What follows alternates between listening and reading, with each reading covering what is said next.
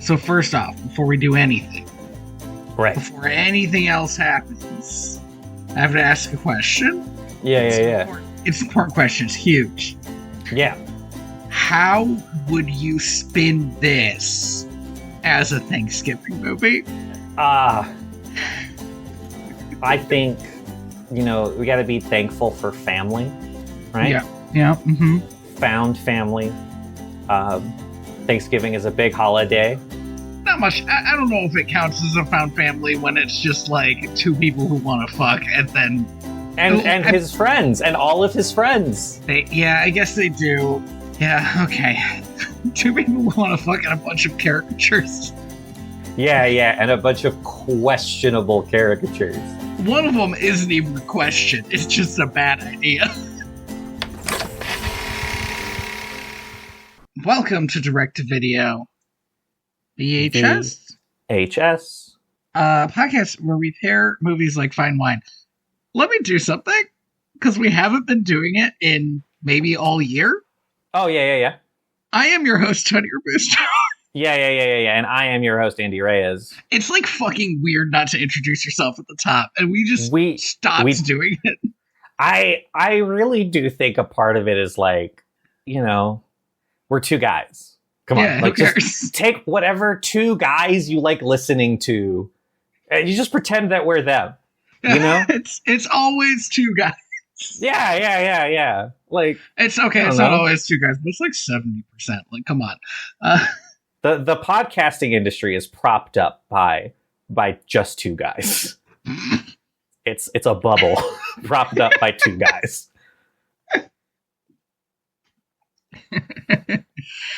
Anyway, we watched the Aristocats. We did. We watched the Aristocats. We watched the Aristocats, which is a film that I think Andy and I really come down in different ways on.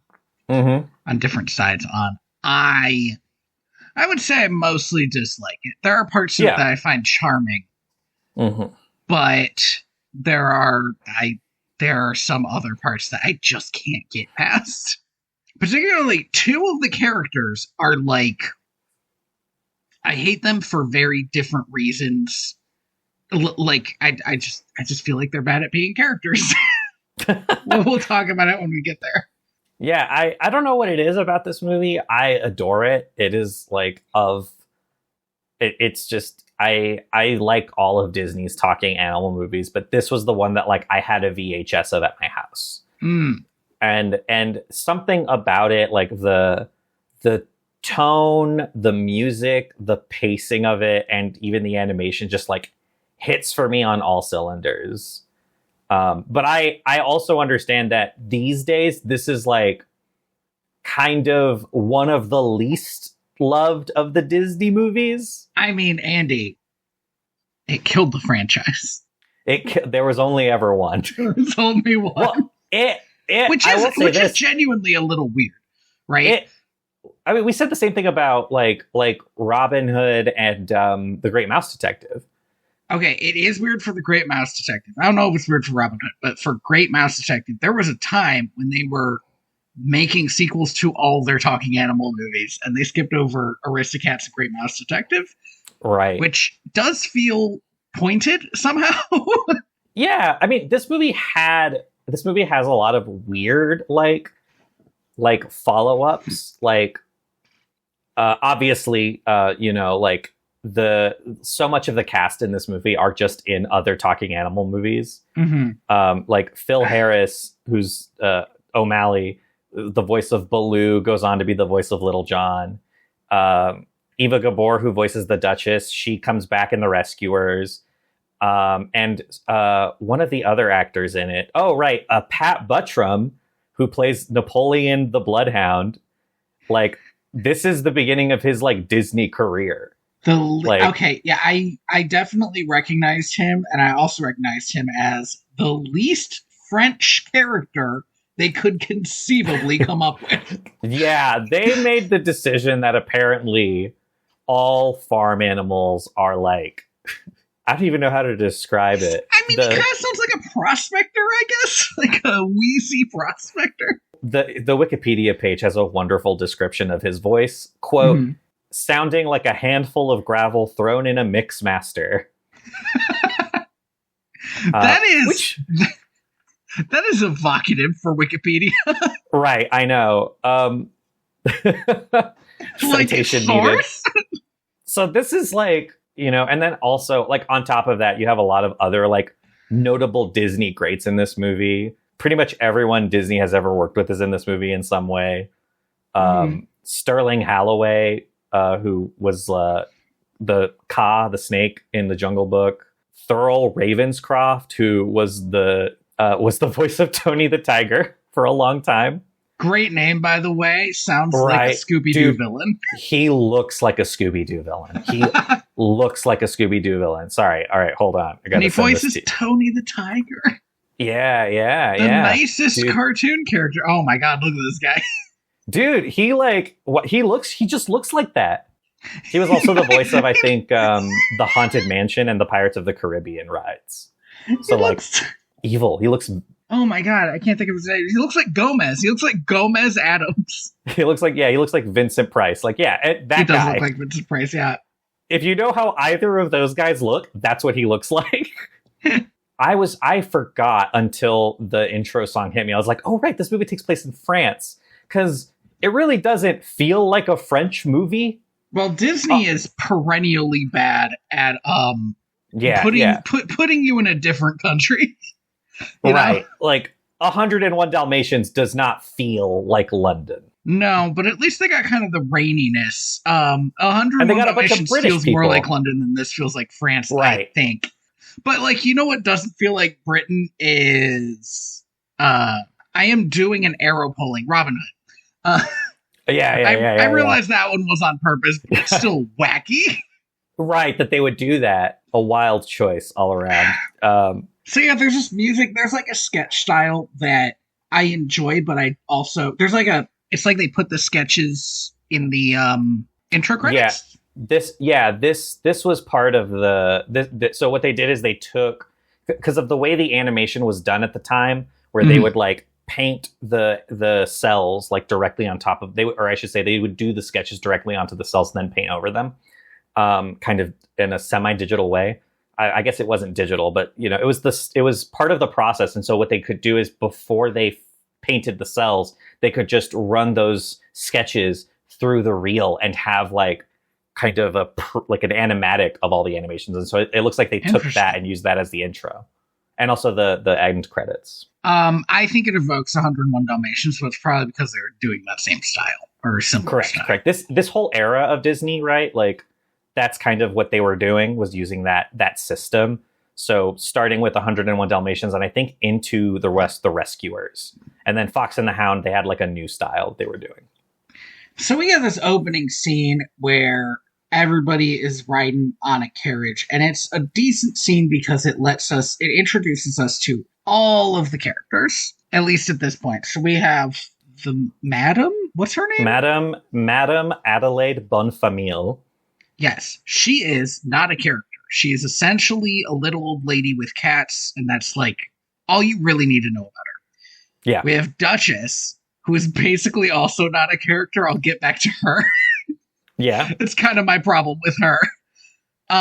We have her 3 kittens. I would love it if you could tell me their names. Berlioz, Marie, and Toulouse. So Marie is very obsessed with the idea of like being a lady. And kind of has a very romantic outlook on life. Berlioz and Toulouse are very similar, and the thing that makes them different appears to be that one likes painting and the other one likes music. Also, Berlioz is the one who will fight more with Marie. They have like a sibling rivalry, and Toulouse is just kind of like in the back. Yeah, Toulouse is he's the one who's like, I want to be an alley cat. Yes. And Berlioz is more just like, I hate my sister. I hate my sister. And then here's the last character. The character, I would say, of the movie. Well, so this is what sucks. Because genuinely, I think they fail on his characterization pretty hard. And this really? this opening scene is part of it. Mm-hmm. We see him when he deals with these kittens and when he deals with the old man who's about to show up. He is accommodating. He is happy in his service, and he is good at his job. Yeah, correct. Okay, and these are all very important because, like, I don't see him as somebody who would suddenly turn criminal. And then when he does, it is because he apparently can't think things through enough to not make the dumbest decision possible. Yeah. Okay, so... Oh, there's also another character. It's a horse. Her thing is she's the horse. His name is Edgar. Oh, right. Yeah, this is Edgar. Butler. He's the butler. Yeah, Edgar Balthazar. There are last names in these credits, which I don't... He was never called Edgar Balthazar. Come on. At no point. But, and the horse whose name was, I believe, Frou Frou. Frou Frou, yeah. Good horse name. It's not bad. So they're out riding and they get back. And the madame is having her lawyer over. Yes. Her oldest friend. Her lawyer / oldest friend. This oldest friend in two ways. I love this guy. Because this man is the oldest friend. They have known each other for a very long time. But also, he might be the oldest man in France. At one point, he's like, "I'm still, I'm not as spry as I was when I was 80." Mm-hmm. Which is like, how old are you? I don't know. He's up there. I guess they're both supposed to be quite old, like older than you expect. Right. He has a lot of slapstick animation that's entirely around the fact that he doesn't move very well. Yeah. He's a rickety old man. Yeah. There's this fun bit I did like where Edgar is trying to get him to go up on an elevator, and he says elevators are for old people. Yeah. And I looked at that and I thought, Madame doesn't need an elevator. They built the elevator for this guy. Yeah, correct. He just won't fucking use it. He refuses. It's giving up, right? And as long as he doesn't give up, he could still be a younger man. Maybe not a young man, but a younger man. He has aged so gracelessly that it has looped back around. Like, genuine. He's like the Maryland flag of old men. When I'm a little old man, this is the energy I want to put out into the world. I do think it is there for the very stark contrast with the madam, because she is like portrayed as this like elegant aged beauty, right? Yes. Like you could in her younger days she was like the talk of the town, but now she's like an old woman and she's still beautiful, kind of a thing.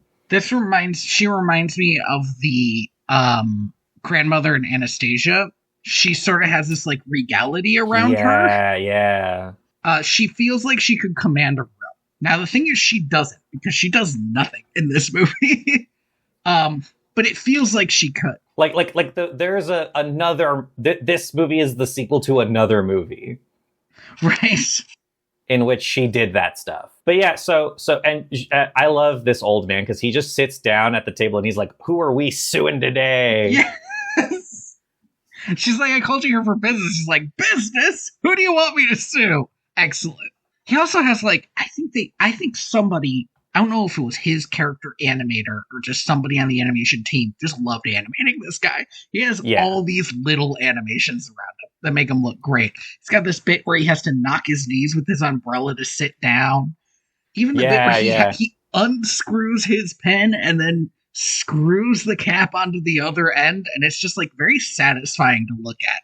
Yeah, even just like the way he like walks and like he's got like a bow-legged walk, you know. Everything about him feels very loving. Either the animator just went crazy with it. I also suspect that he probably was based on a real person. That's usually how these things go. So they're talking. In my memory, Edgar is eavesdropping. However, in the film, he is 100,000% not eavesdropping.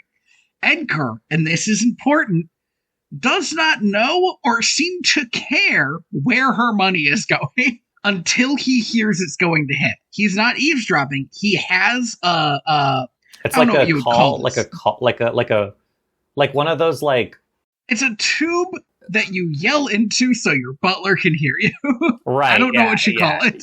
There's got to be a name for it. He has it just like piped into his room. He's literally in his room doing other stuff and like half listening in case she needs something.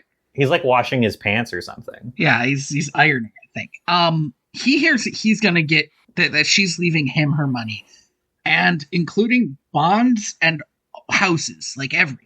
And he is so surprised and delighted. And then she says, no, not Edgar. I'm leaving it to my cats. Now, this sends him, it makes him lose it. It just entirely makes him lose all reason. This is important. It breaks him as a human being. He doesn't dislike the cats. He liked the cats fine. Mm-hmm. And he's apparently so dumb. All right, I looked this up. Okay? I looked up other times that this has happened. Yeah. And this has happened a fair amount of time. People leave their money to their pets, and rich people do it more, possibly because they don't have other people who like them like their cat does, right? Right. They don't really have a loving family, maybe. There was one famous time when the woman's kids brought a lawsuit against it because she left the cats like $30 million. And they said that she had been coerced by the people working for her. That's an insane stance. Well, it seems likely because by leaving it in the way the will was written out, essentially the people working for her got all that money to take care of the cats. Yeah, I mean, that's what are the cats going to do with it? Invest in stocks? Like, exactly. Andy, exactly. So here's the thing about Edgar, is he can't think this through to, well, if the cats inherit first, that's how it's written, and then I inherit, that means I inherit first and have to take care of the cats. Yeah,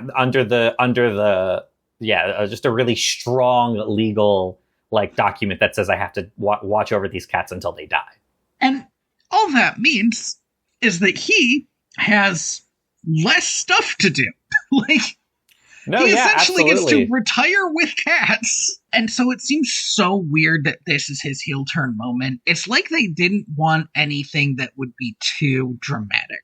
Because what this movie does, and it's a little bit fascinating, is it stays away from any scenes that would make this whole situation like harrowing. Right. This guy never even thinks about killing the cats, even though obviously he should do that. Mm-hmm. But he doesn't have the moment where he's like, I can't kill the cats because he still has to be a villain. Right. So he just acts like the only way to deal with this is to abandon the cats somewhere. Even though I don't want to sit around planning cat murders, but surely he should have waited until after the Duchess died to get rid of the cats. I'm 100% sure that this has happened before.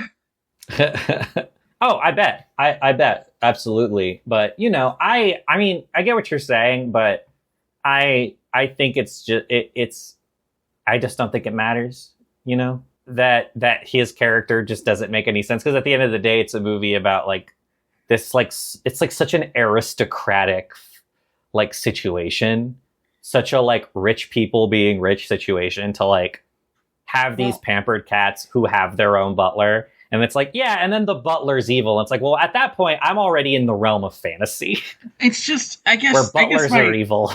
I guess what might have saved it for me is if Duchess felt like anything. Because here's my problem, is it also doesn't say anything about the fact that these rich cats are just there is no wealth inequality subplot in this movie. No, absolutely not. But that's what's fucking weird about it, because there has to be.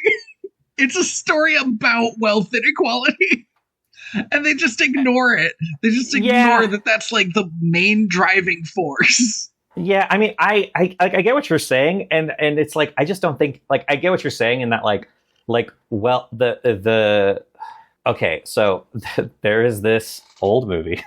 Hold on, I have to look this up now Because this movie is cribbing pretty hard from an old, what was his name? Cary Grant? That wasn't his name. Clark Gable. This movie is really cribbing off of an old Clark Gable movie. I think it's called It Happened One Night, which I've watched. Okay. And which is like the whole point of that movie is like a pampered socialite falls in love with like a reporter who's like a salt of the earth, like not really a con man, but a bit of a Han Solo type, you know, like roguish. And that's what this movie is absolutely like cribbing off of, is like the like socialite falls in love with the like down and like normal dude. But like that movie is also not really about wealth and equality. It talks about it like you don't know what it's like being a normal person. But at the end of the movie, like they get together and he gets to be rich. Right. And so it's like, oh, like that's kind of just what it's part of what makes this movie to me feel so dated, even for the 60s, is like, or the 70s. God, this movie came out in 1970. Jesus. It's a part of, I think, what makes this movie feel so dated. It's a romantic comedy from like the 1920s. Well, I guess this is my other problem. But cats. Because with cats. My problem, I guess, is that watching this movie, I found it impossible not to compare it to 101 Dalmatians. It is the same movie, all like beat for beat. Well, except for with less. in 101 Dalmatians, it has a tone that feels like stuff is happening. Right. And also 101 Dalmatians, the mom character does shit. And I felt like that was cool. Right. Perdita. And also in 100, she almost kills the guy. Yeah. And also in 101 Dalmatians, we have a very fun, memorable villain who is also rich. And there isn't a conversation about wealth inequality in 101 Dalmatians, but it does feel like, man, this crazy rich person wants to kill all these puppies because she's so evil and also coincidentally rich. Right. You know, and so like it's funny. It's so easy to compare them in my mind, and it's funny that there are these, frankly, fairly small differences that make it feel like really big differences. And I do think those small differences do matter. I think there's a reason why 101 Dalmatians is like a timeless Disney classic. And the Aristocats is the Disney cat movie, you know, like it's not even the Disney cat movie. Orville and Company is the Disney cat movie. And then, I guess they made that other one. Oliver, because it's based on Oliver Twist. Oliver and Company. What did I say? Orville? Yeah. Orville and Company, like the pilot. Like the pilot, yeah. Orville Redenbacher and Company. I like that we thought of the two different Orvilles. And they're only the only two Orvilles on the planet. We both brought a different one. Possibly the most important two, right? You know, where would we be without Orville Redenbacher? I mean, we would be eating Act 3 or something. Yeah. Some weird Civil War hardtack while we're at the movies or something. I do think that those differences... Sorry, just imagine this scenario where the only snack you get at the movies is hardtack. Yeah, you gotta dip it in your black coffee to soften it up before you chew. That's great, honey. Kids breaking their teeth at the movies? Yeah. Oh, I think that guy's choking to death at the movies. Cooking your own hardtack to sneak in. That guy's rattling on his way into the movie theater. He's got a pocket full of hardtack. I mean, technically, you could do that today. Yeah. Have you ever actually been, like, stopped and told that you couldn't bring food? I don't think I've ever been. I brought, like, Never. a Starbucks. Never in a million years. My sister has a story where her friend got searched to see if she had any food. They, like, searched her bag. And she had forgotten that she had a gun in there. Yeah, why not? That's amazing. Yeah. Anyway, that's so awesome. To be like, are you done? In case our international listeners forgot, we're in America. Yeah. Where that is a thing that in fact just happens. Yeah. I was saying, I do think that those differences are what make the 101 Dalmatians a timeless classic. It's so much more of a movie And this is really just kind of like a I don't know, 80-minute tone piece. Yeah, it's like a series of vignettes, really. Like, there's a bunch of stuff that happens that doesn't really matter. It's like 3 music videos and then scenes between them. I say this as a person who like loves this movie. It is not really a movie. It's not a movie as such. Yeah. So Edgar hatches a plan, which is to dose the cats with a sleeping pill, with many sleeping pills, and drive them out to the middle of nowhere. Yeah, take them out to the farm, as it were. And this is where we get the best character in the movie, because he's just, what if Winnie the Pooh was a mouse? Oh, man. Yeah, quite literally. He does, it's Winnie the Pooh's here, and he does a Winnie the Pooh bit, which is when these cats are drinking this, frankly, delicious-sounding concoction that's just like milk and cinnamon and vanilla, like a rice pudding without any rice in it. He comes out like, oh, what do you got over there? Maybe I could, it just so happens I have a cracker already. It's awesome. And he dips this cracker. This is one of those Disney moments that just like lives in my brain, this fucking cracker. I don't know why. There's always one thing. It's usually a food thing. Yeah. Out of one of these movies, it's like, this is, yes. it looks so good. It looks delicious. It makes me angry how good it looks. That this mouse is eating this cookie dipped in that cream, and I'm like, I want that. I want to eat that. Hey, give me that. But in real life, it doesn't look like that, right? Like... Studio Ghibli-ass bullshit. Right. I've had like crackers with like a whole milk. It doesn't look that good. It's like fine. It's like okay. Yeah. When you were a kid, did your parents give you like warm milk to help you go to sleep? No.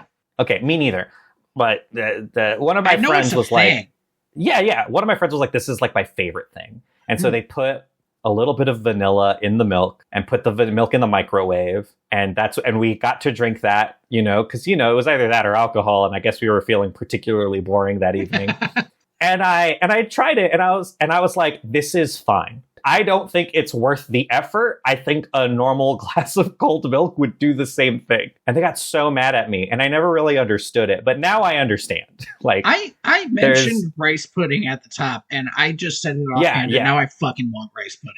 I don't even like rice pudding that much. I just like want it so fucking bad right now. Sometimes you haven't had something in a long time and you're just like, whatever. What, I want that. Yeah. So they get drugged. The cats get thrown into a basket, a very, very nice basket. This is, by the way, the most twee kidnapping I have ever seen. Yeah. This movie the whole cannot movie go is 2 seconds without being like really cutesy about everything. I can't get mad at it because they're doing it on purpose. That's the tell. Yeah. It's like getting mad at Batman 66 for making the bomb joke. For being like that. Yeah. Like, no. Or for being saved by porpoises. Porpoises are creatures of justice, Robin. They're creatures of justice, Robin. Like, but it was the moment where I was like, okay, I'm gonna need to like dial down the part of my brain that is going to get irritated with how twee this all is. The whole movie is it's lighthearted again to the point where it has no caloric intake. Almost aggressively lighthearted because this is theoretically like a really bad situation and it just does not want to like it goes to a lot of trouble to be like, don't worry kids, it's fine. Look, his hat's bouncing whenever his bike backfires. His little motorcycle is just a guy going like it's not even a real motorcycle. So this is when we meet our not very French dogs. Oh yeah, Napoleon and Lafayette. Napoleon and Lafayette, hilarious. They got extremely French names. He doesn't even say Lafayette correctly. Lafayette. Yeah, he hits like every hard consonant he can in Lafayette. I can't do the voice justice. It's so, if you've ever like, and again, if you've watched this, or he's the voice of the Sheriff of Nottingham in Robin Hood. Mm-hmm. He's the voice of Chief, the racist dog in The Fox and the Hound. He's racist against foxes. Racist against foxes, I should stress. Yes. In this movie, he's racist against butlers. Yeah. And I guess in Robin Hood, he's racist against peasants. But he has such a unique voice. Like, and I love it so much. He's got such like almost like a ringing wheeze, if that makes sense. It's the perfect dog voice. Like, if dogs could talk, they would sound like. And same with Lafayette, who has this like, kind of like, I don't know what to say other than like deep, I don't want to be rude, but like dumb voice. Yeah, I mean, but that's the vibe, right? Yeah. This is a classic Disney duo, the sort of full of himself one and the dumb one. Yeah. So you're Woody and Buzz. Which one of those do you think is the dumb one? Well, I think it depends on the movie. Okay, fair. They trade off. These days, I'm leaning Buzz.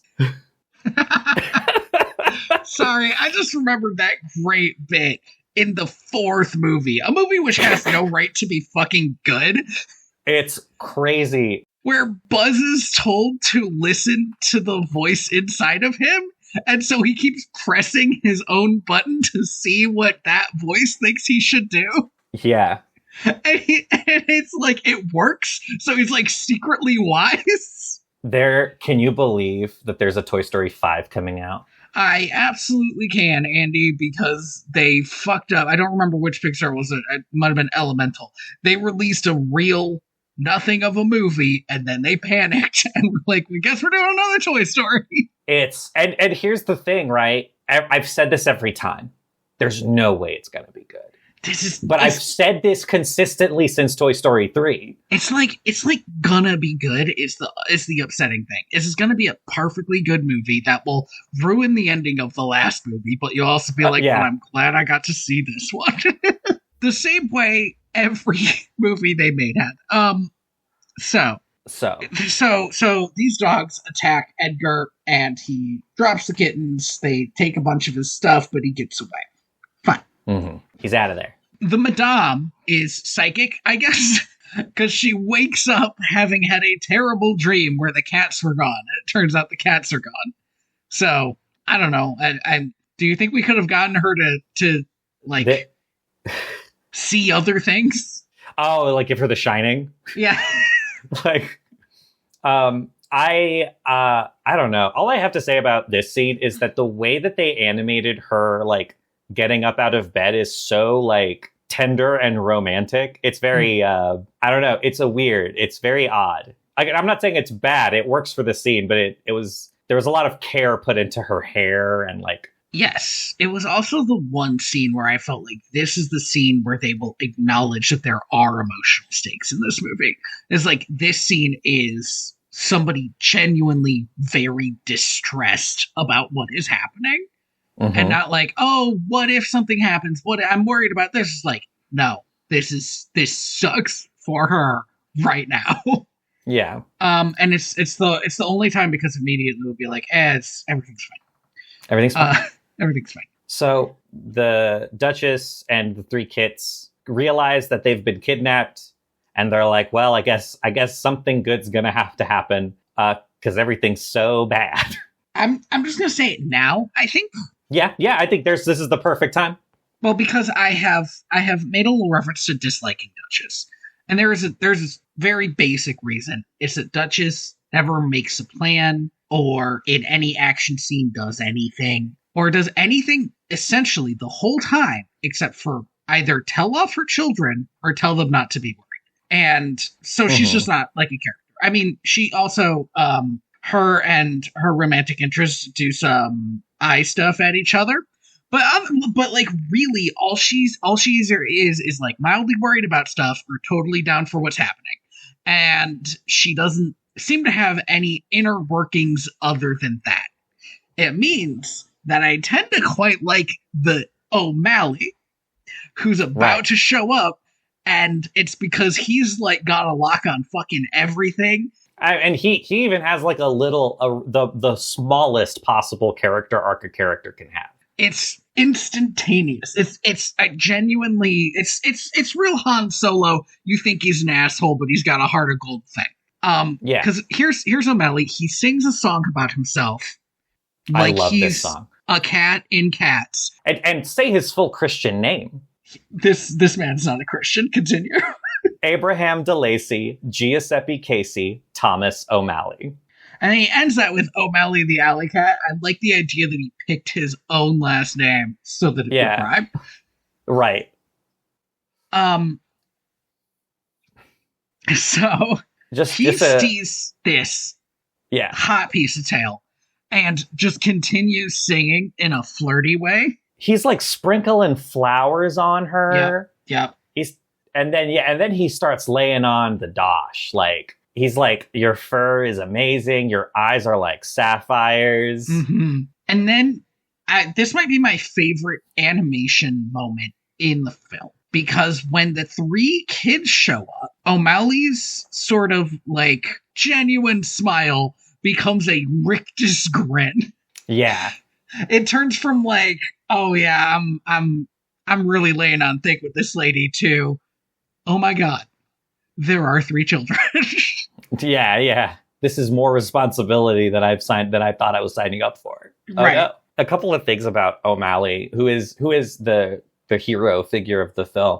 One is that I'm going to just read the sentence to you from Wikipedia because it's so funny. For cultural reasons, the Italian dubbing of the film changed his name to Romeo el mejor del Coloseo, which is Romeo, the best cat of the Colosseum. Awesome. Because alley cats were well known for frequenting the Colosseum at the time. Now, I don't know what cultural reasons. The cultural reason is that that's a fucking cool name. It's a cool name, but I don't understand why they couldn't leave it how it was. Did they make a new song? Maybe. I mean, maybe they wanted it to rhyme and they could figure out a way to rhyme Colosseum. There are definitely alleys in Rome, so... Right, exactly. The other thing is that he was originally supposed to be a striped cat. But then, and I'm talking like well into production, he was supposed to be a striped cat.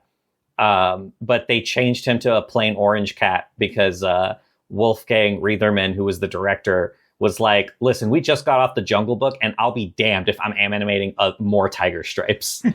This fucking sucks. But pretty late into production, he had stripes. Like there are like cells in the movie that had stripes sketched on in pencil and then they just didn't fill them. That's kind of interesting too, because I had thought that his coloring was on purpose, because in the film there is a cat that has the same coloring as each of the kittens. Yeah. Maria obviously looks like her mother. O'Malley looks like Toulouse, and they like immediately hit it off. Like, yes. Even the moment where he's about to fully abandon them to their fate, he's still like, oh, look at you. You probably own the streets back home. Like, he's like really into this little kitten. And then the last one, whose name I can't remember. Berlioz. He looks like the horn playing cat. It looks like they're Scat obviously Cat. Both into music. Scat Cat, yeah. This is the moment where like O'Malley's like, oh well, not looking to be tied down. Time to leave. And then I want to say like 10 seconds later. I don't even think they've walked off screen. It's like, yeah, he's like, yeah, good luck. And then he's like, I actually feel like shit for doing that. Just be like, you know what? No. At the very least, I can get you guys a ride back to Paris. Right. He gets a car to stop and then gets all the kids on it and gets Duchess on it. And he is planning on leaving, and then Maria falls off. And so he has to go save her. But then I feel like the subtext is when he jumps onto the back of the car, he's not jumping off that car. He would die. Right. Correct. He actually does have to go with them to Paris now. And I feel like in his mind, he's like, well, I guess that's it. I guess I'm locked in. And then for the rest of the movie, there is not even a question of like he won't finish this journey with them. Yeah. It's the shortest possible, like, it's not even really a heel turn, but like character growth, I guess. Right. What if Han Solo, like 15 minutes into the movie, was like, you know what, kid, I like you. I'm going to stay by you the whole time. Kisses the princess and is like, let's do this. Let's do it. 3 movies? Nah, I only need 10 seconds. Yeah. Sorry, continue. Yeah, they eventually do get caught by the milk truck driver, who is, I think, the only French man in all of France. Let's be fair. I think we only see 3 humans. That correct. So they get kicked off the truck, and then decide to walk the rest of the way. Well, I guess they don't decide, but O'Malley's like, well, I guess we'll just walk the rest of the way. They cross they're crossing like a railroad bridge, and then the train like hits the bridge while they're on it. Classic train stuff. I kind of love this scene just because it's paced so comedically for how horrifying this must be for the cats. It's so like goofy. It's not even, I think, animated. There's like a still picture of them being afraid that is shaking, cuts to the train, cuts back to them. They are all in a different tableau of being afraid. They do this like 4 times. It's great. And then once the train passes, it's like, well, hold on a minute. We're missing a cat. If you have good eyes, you'll notice that they've been missing the whole time. And yeah, Marie has once again fallen off the wagon, as it were. Marie's kind of bad at that. Although I think this is the last time it happens. O'Malley jumps into the water, saves her, but gets swept downstream. Whereupon we meet, when I was a kid, this was my least favorite part of the movie. As an adult, I think this might be one of my favorite parts of the movie. I was fascinated by it. It's like both. I was like, at first I was like, I can't stand these stupid geese. There were many aspects of these geese I could not stand. Right. But they were clearly developed for you, the viewer, to dislike them so you could see them from O'Malley's point of view. Right, exactly. So these are Amelia and Abigail Gabble. And I looked this up because I had to be sure. They are voiced by 2 different women. Great. Maybe they were in the booth at the same time. Maybe. They sound exactly alike. So I was like, well, they just got a dual, like that's easy, right? No, they got 2 women who just both sound like that. They're so easily amused by everything. They think they're funny and they're not, and that's really obnoxious.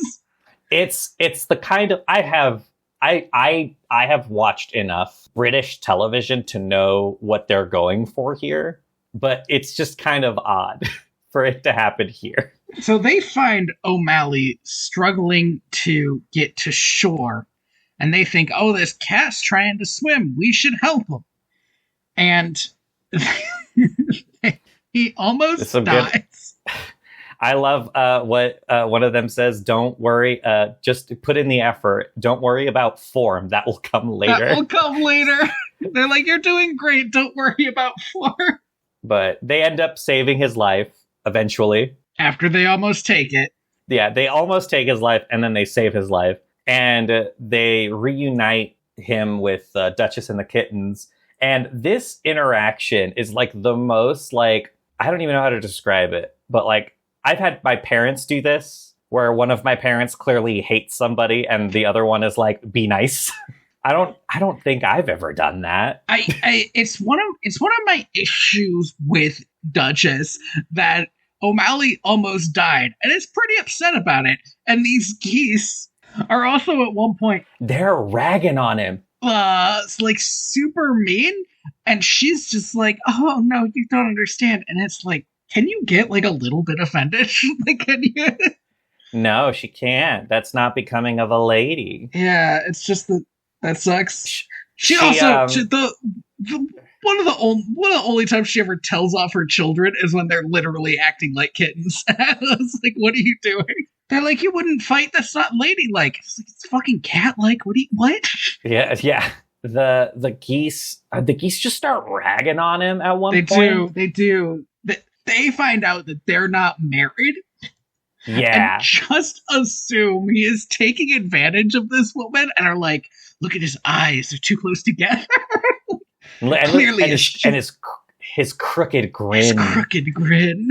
I think it's awesome. I don't know why. I just like that they're ragging on him so hard. But eventually they're like, well, we're going to Paris as well to meet up with our Uncle Waldo. So you guys get to come with us now. They're going to all go to Paris. They tell them to like get in line, like sort of V formation, like geese do. Yeah.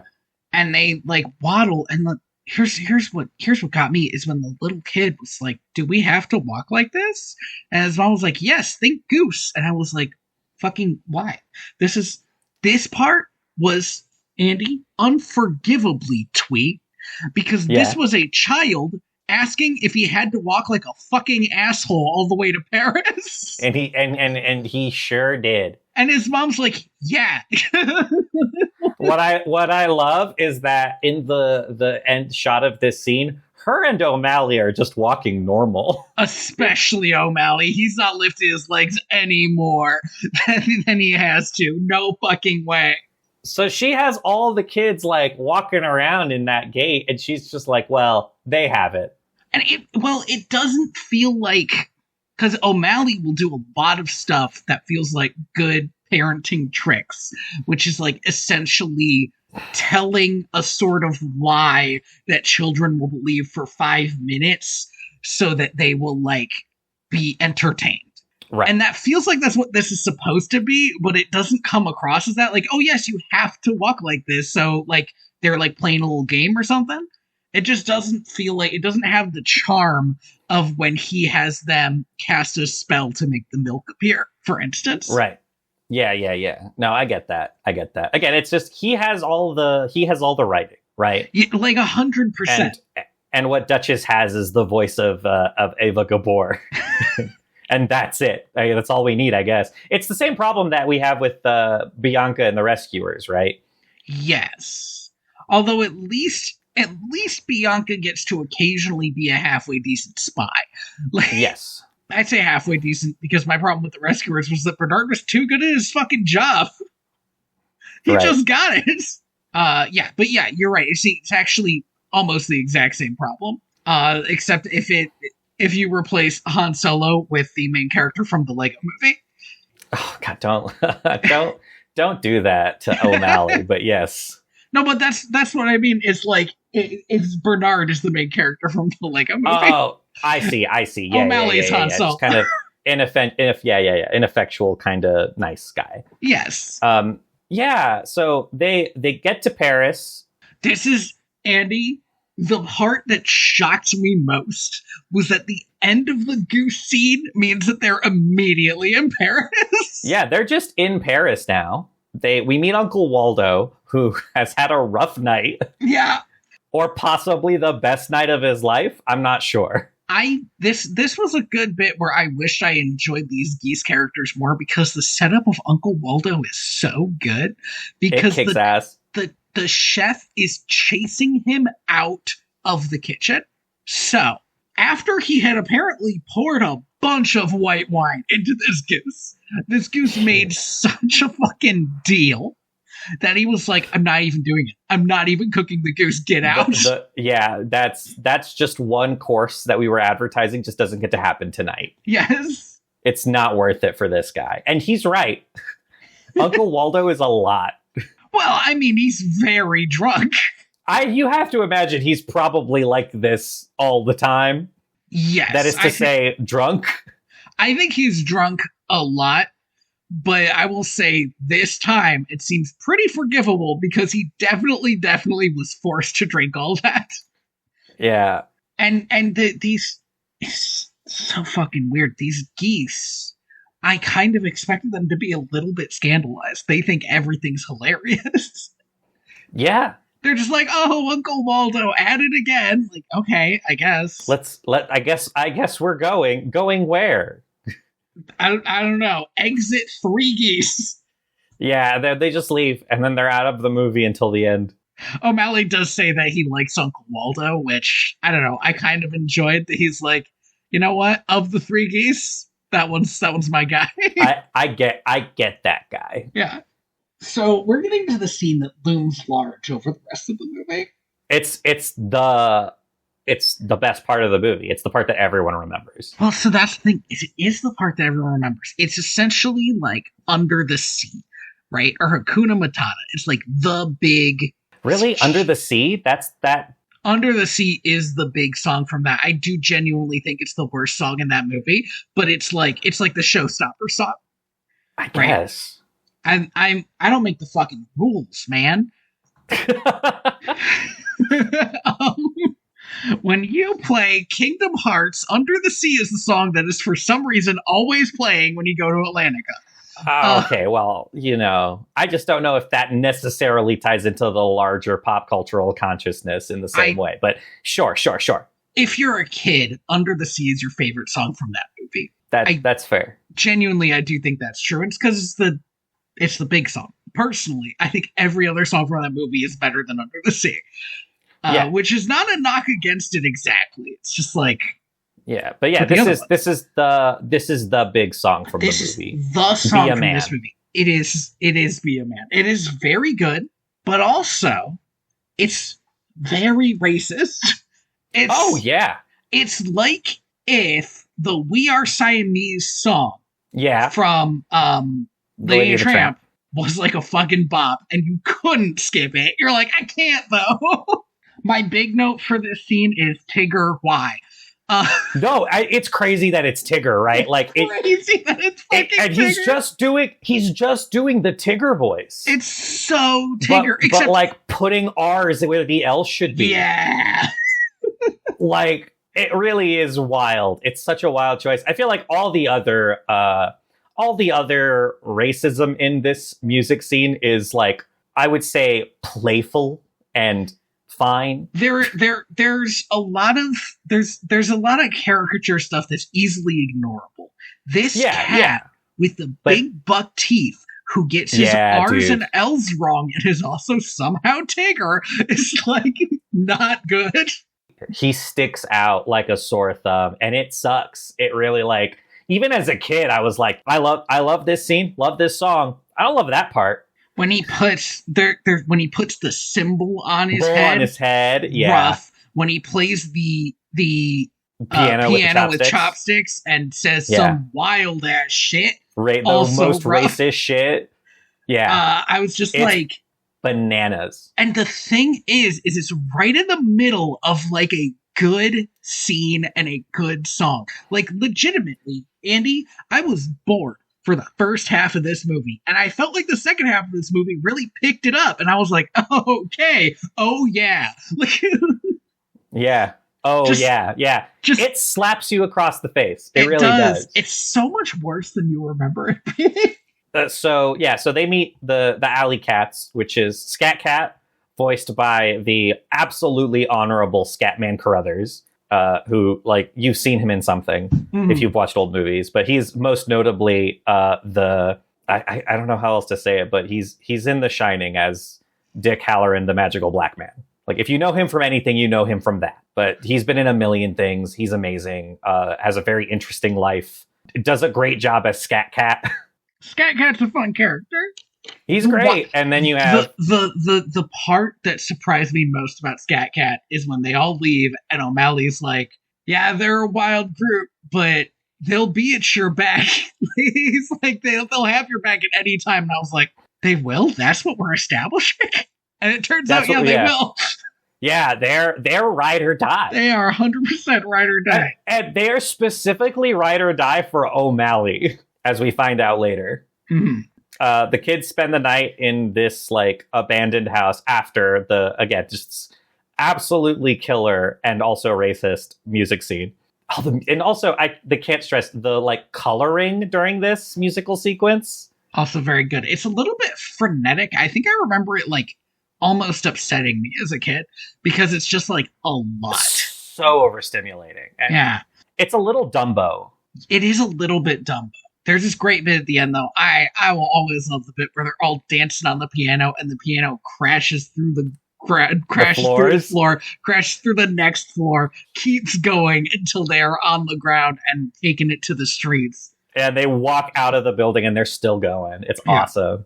What a wild night. So they spend the night, and while they're spending the night there, O'Malley effectively proposes to Duchess. Right. He's like, well, you can stay here if you want. The kids probably need a father figure.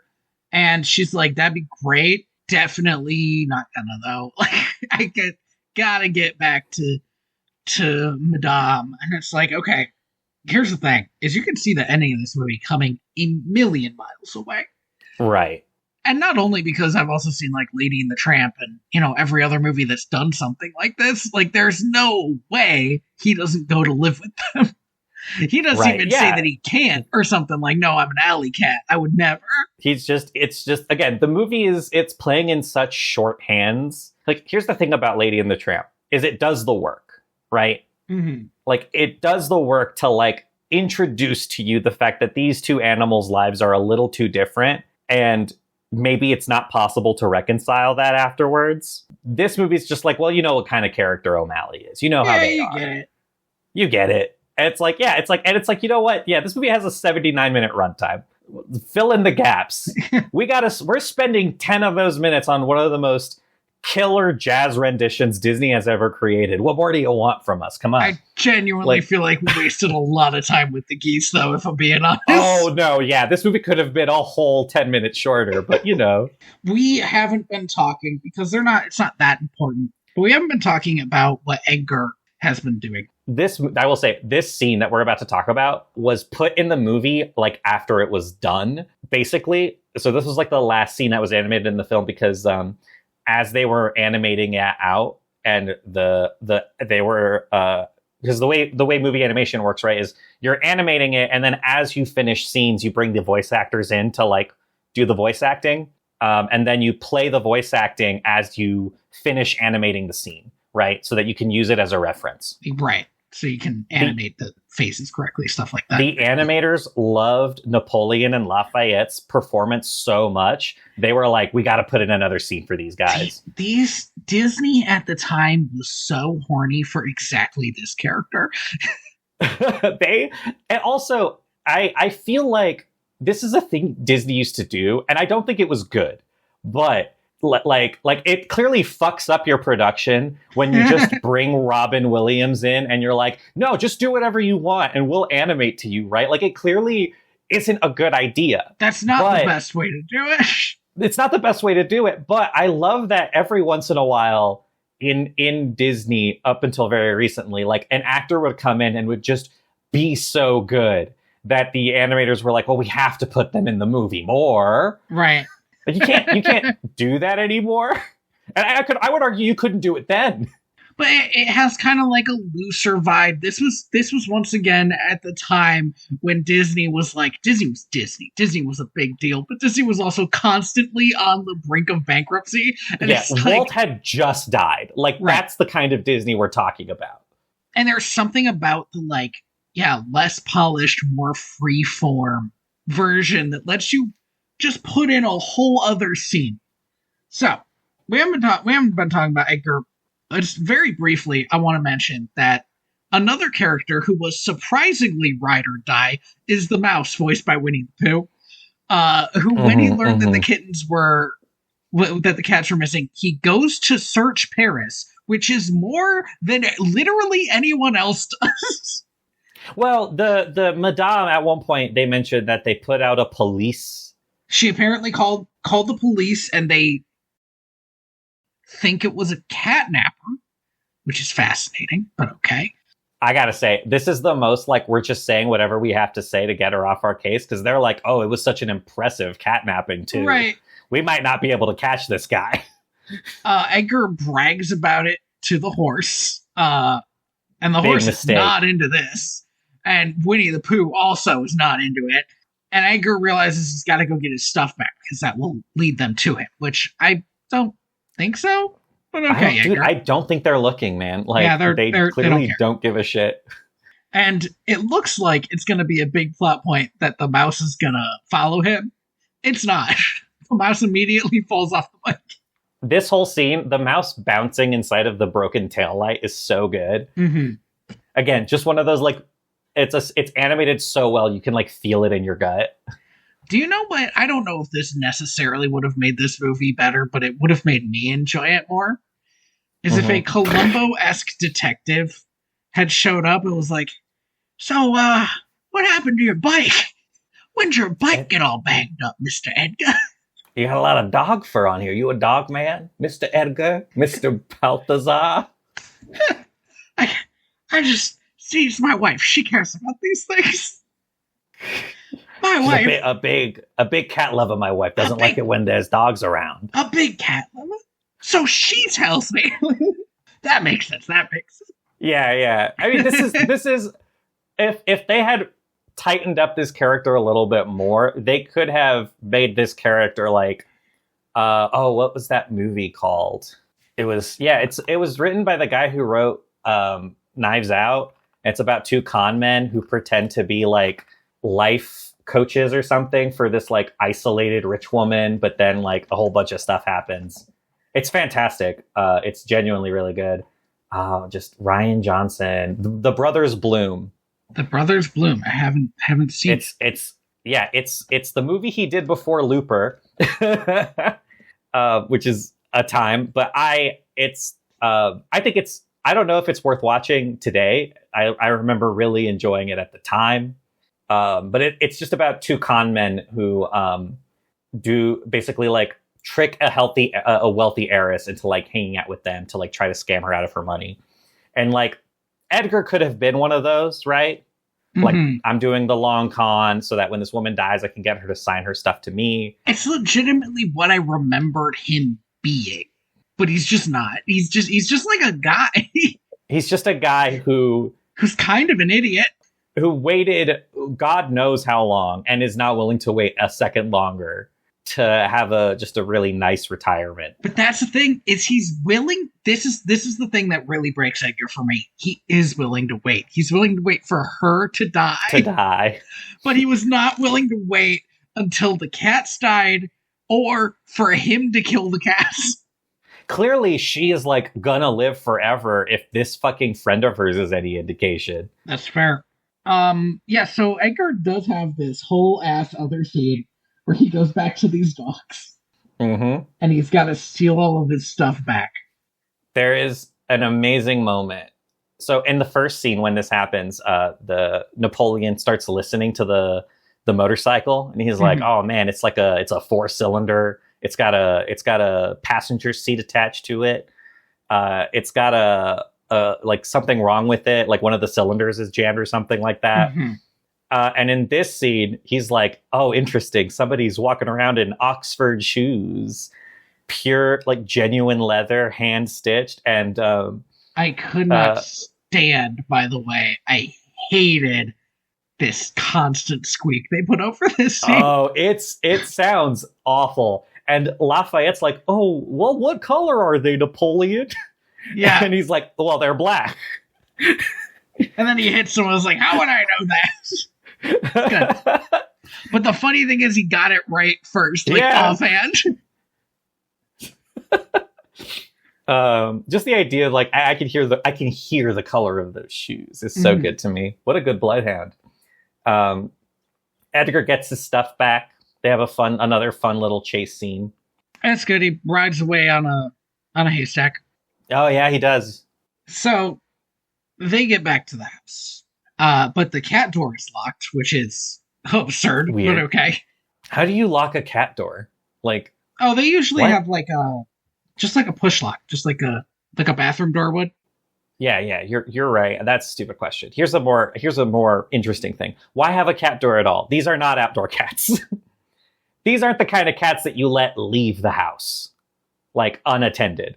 I would not have had a cat door to this house because the only time we do see them outside is when they were riding the horse, the carriage. And like they were all going inside. They didn't need a cat door for that. Right. It's true.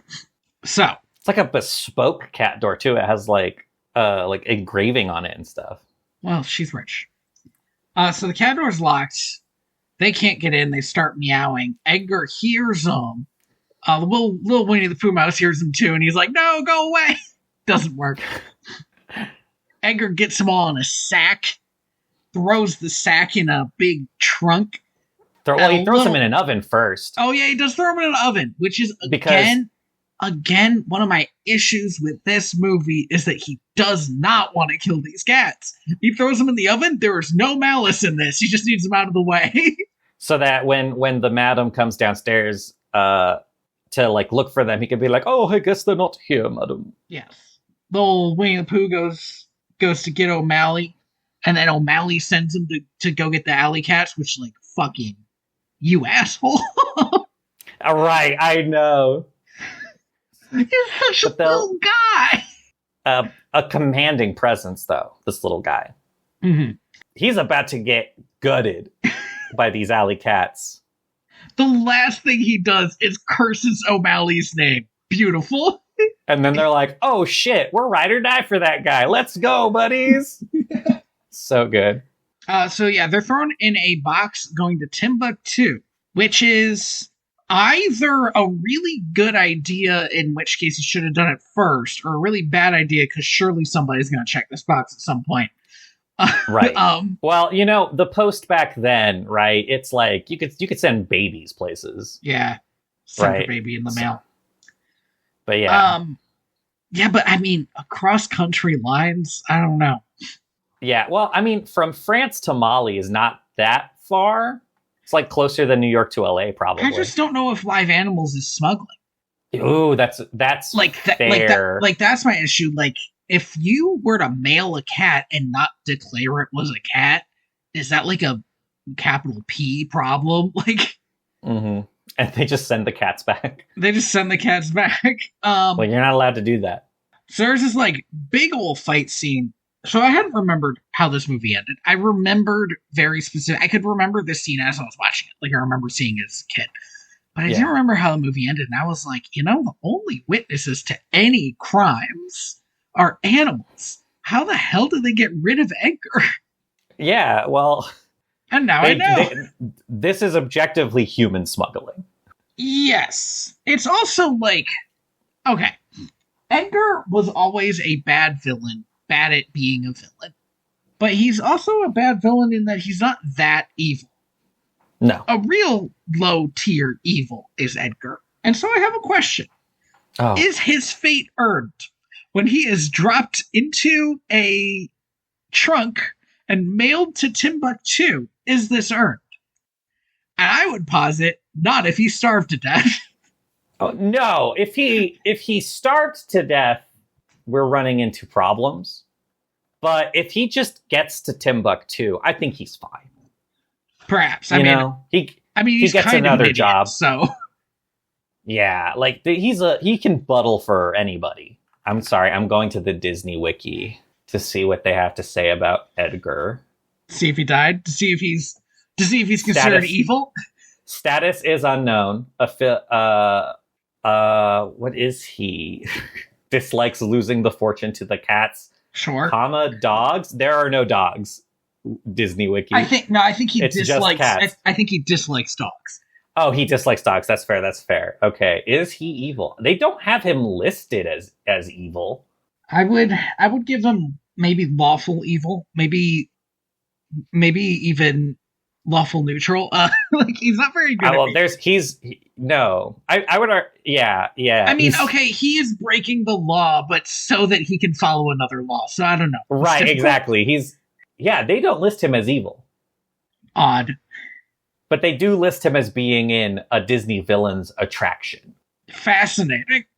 I am constantly amused by the Disney Wiki's amazing dedication to the good and evil spectrum. Yep.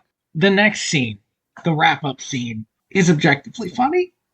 Yeah, it's great. It's really good. Because they're taking a picture together exactly like Lady and the Tramp, I want to say. I think so. Where everybody's sitting in the same picture, and meanwhile, Madame and her lawyer are fixing up the will because they can't have Edgar in it anymore because she thinks, I guess, left without notice just as her cats returned, which is like fucking wild. You didn't look into that, lady. What? And she's like, oh, if only he knew about the will, I'm sure he would have stayed. It's like, no, see, he was an idiot. That's good dramatic irony. And she takes a picture, and they hear music. And she's like, oh, yeah, that's from my new foundation she's starting. Now, Andy, who is the one person she should have told when she started a foundation? She is writing her will out right now. You gotta tell your lawyer. I mean, you have to imagine that she did tell him. Now that's okay. That's funny. Right? Don't you remember my foundation? You know what? Those are for old people. The foundation is, in fact, just the fact that she has opened up her house for cats to just hang out in, I guess. Right, yeah. Kind of like a Dalmatian plantation, but for inner city cats. Uh-huh.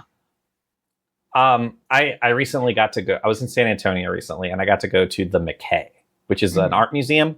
It's very similar to the Huntington in California, which is, it's just like a rich person's house that when they died, they were like, turn my house into a museum. Okay. And so this is the most like, why didn't you do this from the start? This is what rich people do.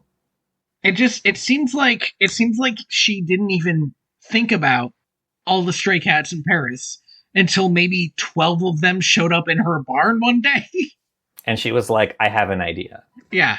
And then, that's the film. That's the film. We get one more chorus of Everybody Wants to Be a Cat. We get a good bit that was probably also tacked onto the end with the dogs are the one who send us off.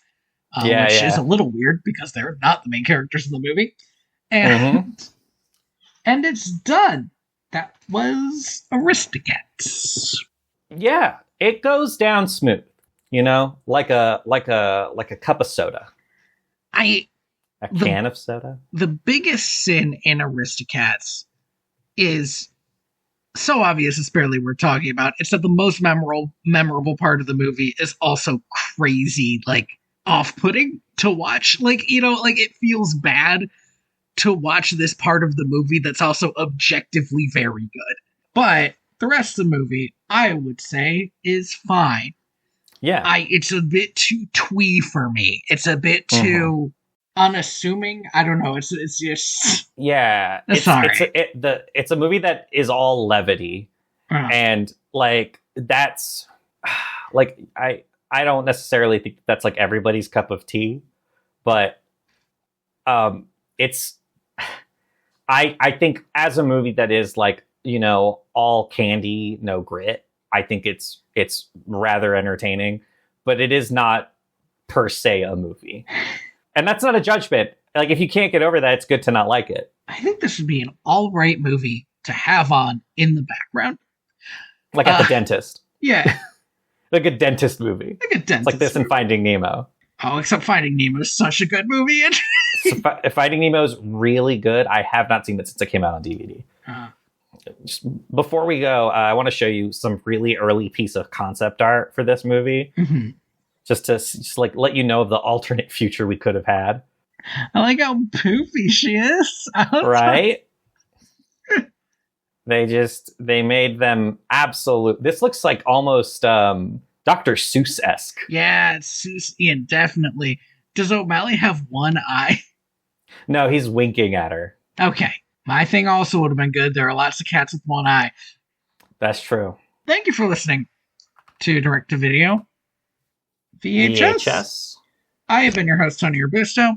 And I have been your host, Andy Reyes. You can find me at inspiredbytrueevents.org, and you can find the podcast at direct2.video. Yeah, you can find me here on this podcast at direct2.video. All of my other projects are kind of going on hold for a little bit just because some crazy stuff is happening in my life in terms of work, and I don't have time for anything anymore. Oh my god. Sorry, that's very relatable. But no, yeah.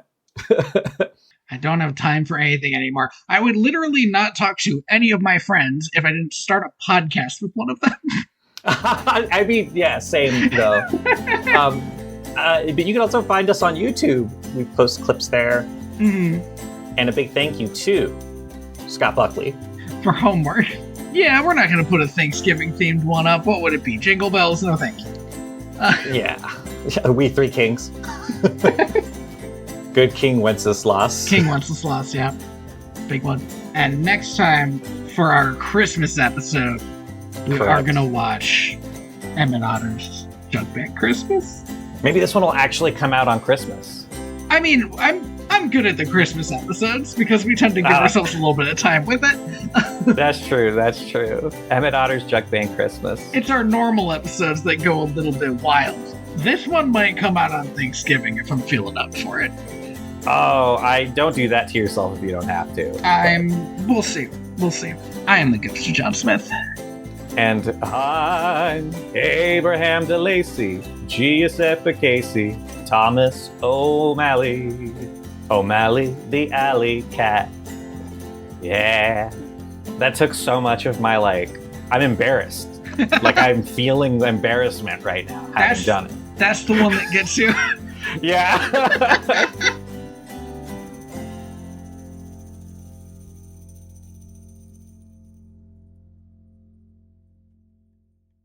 Okay, wow, there's so many of these. There's A Muppet Christmas, Letters to Santa, which is recent.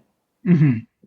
Then there's the Christmas Carol we already watched, Emmett Otter's Jug Band Christmas, The Christmas Toy.